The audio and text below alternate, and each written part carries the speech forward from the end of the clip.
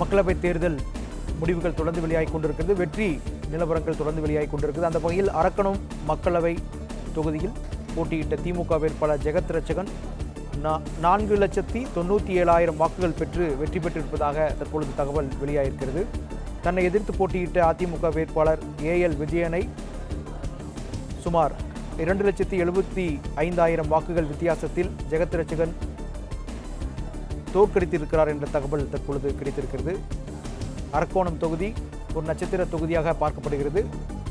ராஜ்குமரன், இந்த அரக்கோணம் மக்களவை தொகுதியினுடைய கள நிலவரம் எப்படி இருந்தது? திமுகவிற்கு சாதகமாக தற்பொழுது வெற்றி என்பது பதிவு செய்யப்பட்டிருக்கிறது. எப்படி பார்க்கிறீர்கள்? அரக்கோணம் நாடாளுமன்ற தொகுதியை பொறுத்தவரை வழக்கமாகவே அது திமுக சார்ந்த தொகுதி என்று சொல்வார்கள். இந்த முறை மக்களவைத் தேர்தல் பரப்புரையின் பொழுதும் அது எதிரொலித்தது. குறிப்பாக அரக்கோணத்தில் போட்டியிட்டிருந்த ஜெகத் ரட்சகன் அந்த தொகுதிக்கு நன்கு அறிமுகமானவர், ஏற்கனவே அங்கு நின்று வெற்றி பெற்றவர். அந்த அடிப்படையில் ஜெகத் ரட்சகனுக்கான வெற்றி வாய்ப்பு எளிதாக இருக்கும் என்றே பார்க்கப்பட்டது. என்றாலும் கூட அதிமுக சார்பில் போட்டியிட்டிருந்த ஏஎல் விஜயன் அவரும் தேர்தல் பரப்புரையில் தீவிரமாக ஈடுபட்டிருந்தார்.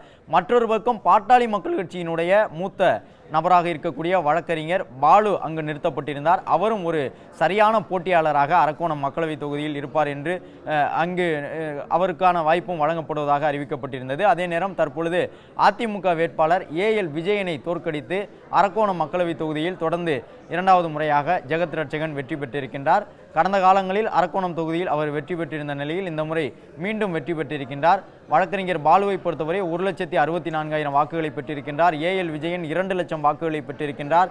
வெற்றியாளர் ஜெகத் ரட்சகன் 4,56,000 வாக்குகளை பெற்றிருக்கின்றார். அதன்படி கிட்டத்தட்ட 2,56,000 வாக்குகள் வித்தியாசத்தில் ஜெகத் ரட்சகன் தன்னுடைய வெற்றியை பதிவு செய்திருக்கின்றார். அந்த தொகுதியில் போட்டியிட்டிருந்த நாம் தமிழர் கட்சியினுடைய வேட்பாளரும் கணிசமான வாக்குகளை பெற்றிருக்கின்றார். என்றாலும் அவர் 4வது இடத்தை தான் பெற முடிந்திருக்கின்றது. நாம் தமிழர் கட்சி ஒரு சில தொகுதிகளில் 1 லட்சத்திற்கும் கூடுதலான வாக்குகளை பெற்றிருக்கின்றது.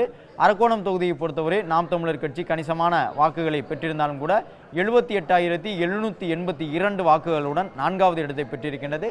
ஜெகத் ரட்சகன் அரக்கோணம் தொகுதியினுடைய வெற்றியாளராக அறிவிக்கப்பட்டிருக்கின்றார்.